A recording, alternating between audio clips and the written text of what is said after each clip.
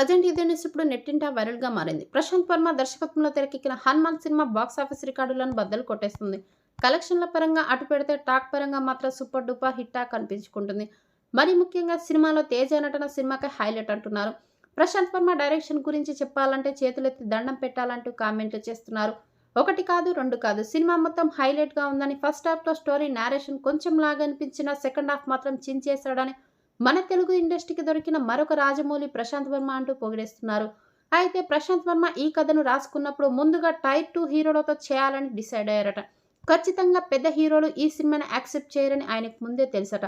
అందుకే నితిన్ నాని ఇలాంటి హీరోలతో ఈ సినిమా చేయాలని డిసైడ్ అయ్యారట.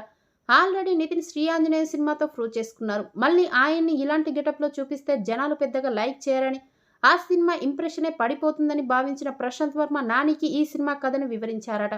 కానీ నాని ఈ సినిమా కథను రిజెక్ట్ చేశారట. రీజన్ ఏంటో తెలియదు కానీ నాని ఈ సినిమా కథ విని సున్నితంగా రిజెక్ట్ చేశారట. దీంతో ఈ కథ తర్వాత తేజ సజ్జ చేతుల్లోకి వెళ్ళింది.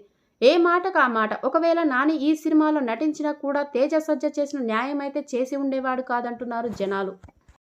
ఈ వీడియో కనుక మీకు నచ్చినట్టయితే లైక్ చేయండి, కామెంట్ చేయండి, సబ్స్క్రైబ్ చేసి నాకు మరింత సపోర్ట్ చేయండి.